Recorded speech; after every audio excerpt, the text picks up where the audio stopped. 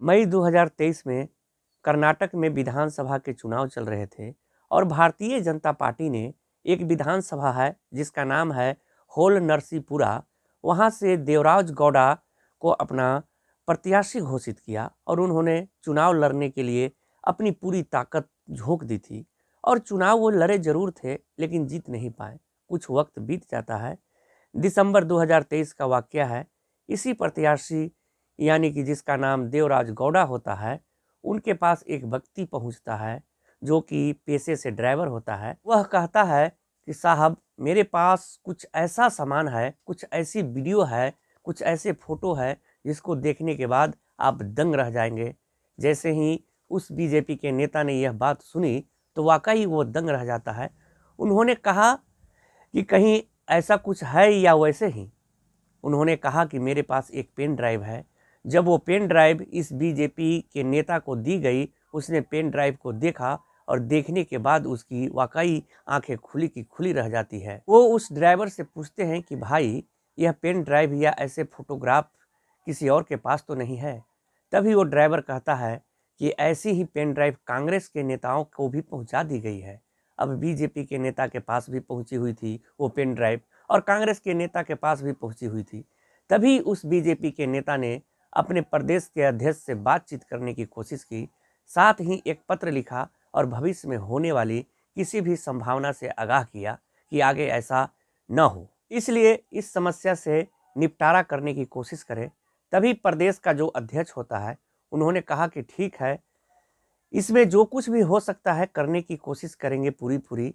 लेकिन शायद आगे कुछ हुआ नहीं, इसलिए वह बीजेपी का नेता था, शांत नहीं बैठा। उसने भारत के प्रधानमंत्री नरेंद्र मोदी के एक सेक्रेटरी से बातचीत करने की कोशिश की और कहा कि मुझे प्रधानमंत्री जी का समय दिलवा दीजिए, मैं उनसे कुछ बात करना चाहता हूं। कुछ ऐसी ठोस बातें हैं जिसको सुनने के बाद शायद वह भी दंग रह जाएंगे। लेकिन सेक्रेटरी के माध्यम से समय नहीं मिल पाया और वह प्रधानमंत्री से मुलाकात नहीं हो पाती है। वह नेता परेशान हो जाता है, सोचने पर मजबूर हो जाता है कि आखिरकार मैं करूं तो क्या करूं इस पेन ड्राइव का, किसको दिखाऊं किसको न दिखाऊं। वक्त ऐसे ही आगे बढ़ रहा था और कर्नाटक में ही एक जगह जनसभा आयोजित होने वाली थी, एक कार्यक्रम होने वाला था। उसी कार्यक्रम में अमित शाह यानी कि गृह मंत्री भी पहुंचे हुए थे। तब उस नेता के मन में थोड़ी सी खुशी हुई। उन्होंने सोचा कि आज गृह मंत्री जी से मुलाकात हो जाएगी और यह मुलाकात करने के बाद उनसे यह पूरी कहानी बयां कर देगा। लेकिन उनसे भी मुलाकात नहीं हो पाती है और वो अपनी बात नहीं रख पाता है। बस ऐसे ही वक्त आगे बढ़ने लगता है। लोकसभा का चुनाव अपने सुरूर पर था। द्वितीय चरण का जब चुनाव चल रहा था, वो पेन ड्राइव अचानक से सामने आ जाती है और वो फोटो, वो वीडियो लगातार वायरल होने लगते हैं और सभी अखबारों में, सोशल मीडिया, टीवी, हर जगह पर चलने लगता है कि यह देश का सबसे बड़ा सेक्स स्कैंडल है। और आज की कहानी जो हम आपको सुनाने जा रहे हैं, इसी देश के सबसे बड़े सेक्स स्कैंडल की कहानी हम आपको सुनाने की कोशिश करेंगे। आदाब, नमस्कार, सत श्री अकाल। मैं मुकेश चंद्र विद्यार्थी। आज की जो सच्ची घटना मैं आपको सुनाऊं, उससे पहले आप लोगों से एक छोटी सी रिक्वेस्ट है, अनुरोध है कि अगर आप लोग चैनल पर नए हैं तो चैनल को सब्सक्राइब कीजिएगा, वीडियो को लाइक और शेयर कीजिएगा। तो शुरू करते हैं आज की सच्ची कहानी।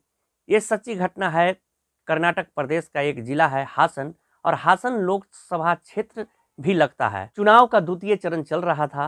तो बात है 23, 24, 25 अप्रैल 2024 की। कुछ लोग जो पार्क में घूमने के लिए जा रहे हैं या फिर बस में सफ़र कर रहे हैं या फिर चौराहे पर खड़े हैं, कोई आया और आकर लिफाफा थमाया। लिफाफा जब खोल के देखा गया तो अंदर एक पेन ड्राइव रखा हुआ था।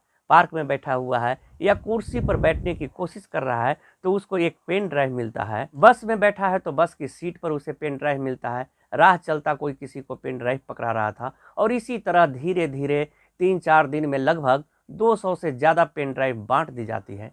जब लोगों ने उस पेन ड्राइव को अपने अपने लैपटॉप में या फिर और किसी माध्यम से लगाया, उसके अंदर देखने की कोशिश की कि आखिरकार इस पेन ड्राइव के अंदर है क्या। उसमें कुछ ऐसी अश्लील वीडियो थी, अश्लील फोटो थे, जिसको देखने के बाद हर कोई दंग रह जाता है, सोचने पर मजबूर हो जाता है। दरअसल उसमें कई महिलाएं होती है और वो महिलाएं चीख रही है, चिल्ला रही है, रो रही है, बिलख रही है। कह रही है कि ये गंदा काम मत करो, यह वीडियो मत बनाओ, हमें माफ़ कर दो, हमें जाने दो। बिना कपड़ों के वो महिलाएं होती है और जो व्यक्ति बना रहा है, जिसका फोटो दिख रहा है, ऐसा दावा किया जाता है कि वह बहुत बड़े नेता का पोता होता है। जब वो बहुत बड़े नेता का पोता जो होता है, वही व्यक्ति, वही नेता का पोता, वो हासन लोकसभा क्षेत्र से प्रत्याशी भी होता है, जेडीएस का। और उसी का वीडियो वायरल हो रहा है। तब 26 अप्रैल 2024 को जब द्वितीय चरण का चुनाव चल रहा था, तभी वह अश्लील वीडियो, जब 200 पेन ड्राइव में होते हैं लगभग, अब वो पेन ड्राइव में नहीं थे, बल्कि हर एक के मोबाइल में ज़्यादातर लोगों के पास होते हैं। अब वह एक दूसरे को दिखाए जा रहे थे और बताए जा रहे थे कि देखो, आज जिसके लिए वोट करने जा रहे हैं, वह व्यक्ति महिलाओं के साथ अश्लील हरकतें कर रहा है, वह उनकी वीडियो बना रहा है, वह उनको शोषण कर रहा है। और जैसे जैसे यह वीडियो के बारे में बताया जा रहा था, फिर क्या था, फिर तो हंगामा खड़ा हो जाता है। दरअसल यह कौन है व्यक्ति, इसके बारे में आज बात करने की कोशिश करेंगे। इस व्यक्ति का नाम है प्रज्वल रेवन्ना, जिसकी उम्र लगभग 33 साल के आसपास है, जो कि साल 2019 में भी इसी लोकसभा से सांसद चुना गया था। और अचानक से इसका जो वीडियो है वो थोड़ी बहुत नहीं, बड़ी तादाद में लगभग 2976 के आसपास क्लिप है जो वायरल हो रही थी। यह जो व्यक्ति होता है, जिसका नाम प्रज्वल रेवन्ना होता है, जिसका जन्म 5 अगस्त 1990 को हुआ था। 2014 में बेंगलुरु से इसने मैकेनिकल इंजीनियरिंग की डिग्री ली और डिग्री लेने के बाद फिर आगे इसने बजाय इंजीनियर बनने के, नेता बनने की सोची।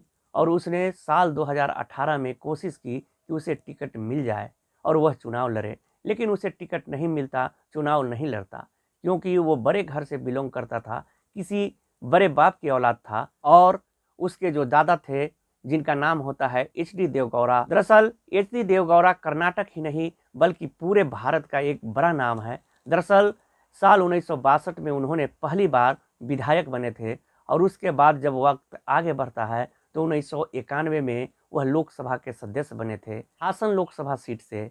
वक्त जब आगे बढ़ा तो आगे बढ़ने के बाद 1994 में वो कर्नाटक के मुख्यमंत्री भी चुने गए और जून 1996 से अप्रैल 1997 तक भारत के 11वें प्रधानमंत्री के रूप में भी वो चुने गए।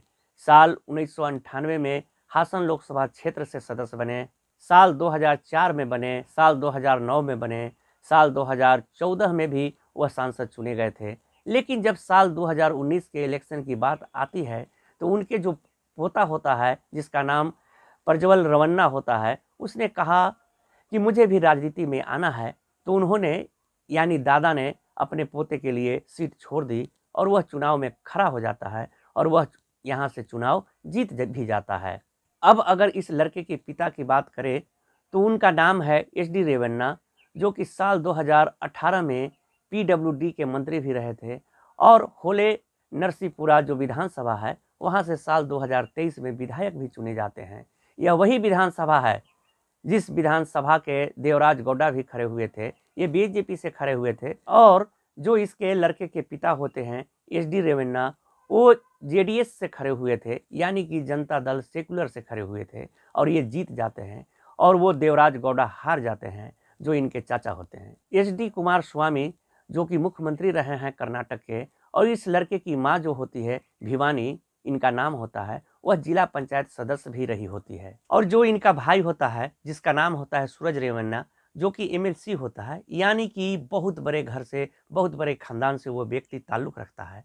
और उसी का यह वीडियो सोशल मीडिया पर जब लगातार वायरल हो रहा था तो कर्नाटक की राज्य महिला आयोग की अध्यक्ष होती है और जैसे ही उसके पास यह वीडियो पहुंच जाता है, वह देखकर एकदम भौचक्क रह जाती है, हैरानी में पड़ जाती है कि आखिरकार यह हो क्या रहा है।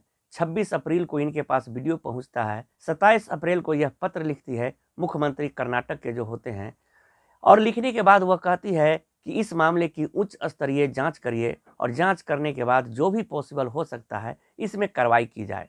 अब मुख्यमंत्री के पास जैसे ही पत्र पहुंचता है, उन्होंने एक एसआईटी टीम का गठन किया और 28 अप्रैल 2024 को एसआईटी का गठन करने के बाद एडीजीपी वीके सिंह, जो कि बेहद ईमानदार ऑफिसर बताए जाते हैं, साथ ही डीजी सुमन डी पेनकर और साथ ही आईपीएस सीमा लाडकर, इनको उस टीम का एसआईटी का हिस्सा रखा जाता है।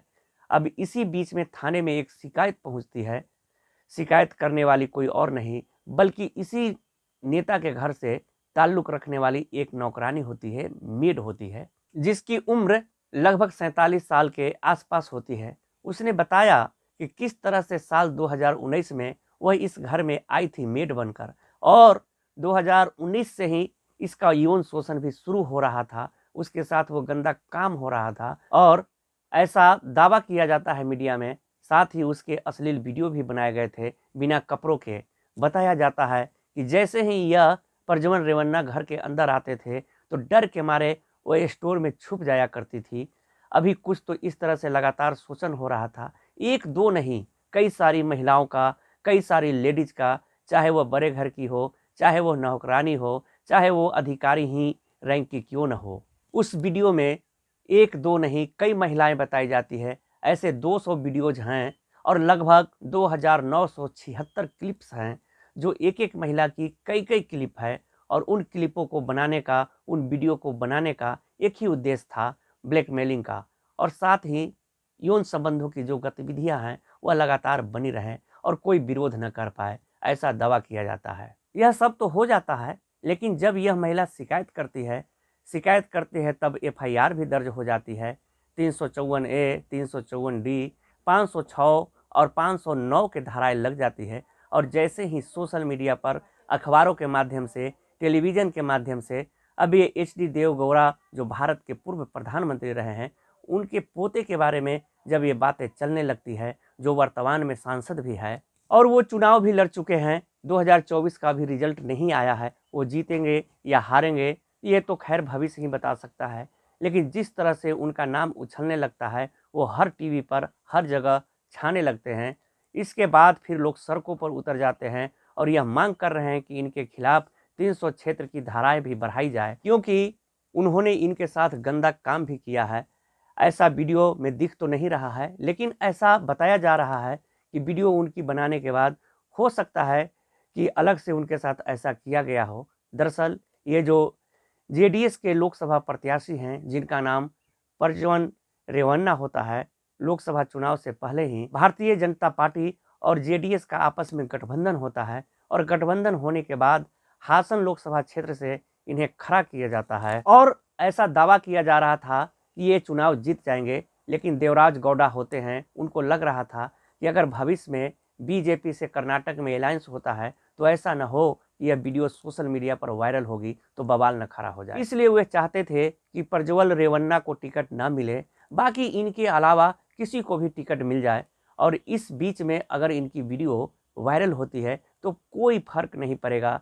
लेकिन सभी लोगों ने सवाल उठाने शुरू कर दिए हैं, चाहे वो जेडीएस हो, चाहे वो बीजेपी की पार्टी हो, कि आखिरकार महिलाओं के साथ वो ऐसा क्यों कर रहा है, क्या हो रहा है।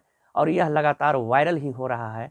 आगे 26 तारीख को यहाँ चुनाव भी हो चुका है, अब आगे क्या होगा क्या नहीं होगा। लेकिन जिस तरह से ये वीडियो वायरल हो जाती है, इस नेता का जो सांसद होता है प्रज्वल रेवन्ना, इसको पता चल जाता है और यह मौका पाते ही वोटिंग कराने के बाद 27 अप्रैल 2024 की सुबह लगभग 3:35 पर लुफ्थांसा एयरलाइंस से सफर करने लगता है और सीधा बेंगलुरु पहुंच जाता है और वहां से फ्रंट के लिए रवाना होता है। यहाँ से निकल जाता है और यहाँ से मौका पाते ही वह जर्मनी के लिए भाग जाता है। ऐसा दावा किया जा रहा है कि वह जांच से बचने के लिए, क्योंकि उसका वीडियो लगातार वायरल हो रहे थे। अब बीजेपी, कांग्रेस, अब सब की सब पार्टियां एक दूसरे पर आरोप लगा रही है कि इन्होंने ऐसा हो रहा है, वैसा हो रहा है, आगे क्या होता है। यह भी दावा किया जाता है कि सिर्फ चुनावी लाभ लेने के लिए ही लोकसभा की द्वितीय चरण में ही जानबूझकर वीडियो वायरल की गई थी, ताकि एक पार्टी को इसका ज़्यादा फायदा मिल सके, दूसरी पार्टी को इसको कम फायदा मिले।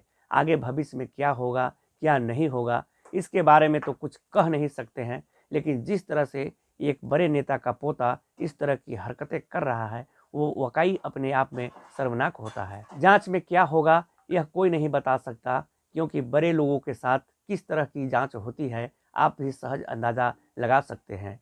क्योंकि यह भी दावा किया जाता है कि ऊपर लेवल पर सब एक हैं, नीचे लेवल पर लोग आपस में लड़ते झगड़ते रहते हैं। दोस्तों, इस पूरे घटनाक्रम को सुनाने का उद्देश्य किसी को परेशान करना नहीं, किसी का दिल दुखाना नहीं, बल्कि आपको जागरूक करना है, आपको सचेत करना है। आप लोग अपना ख्याल रखें, सुरक्षित रहे। तो मिलते हैं कल एक नई कहानी के साथ।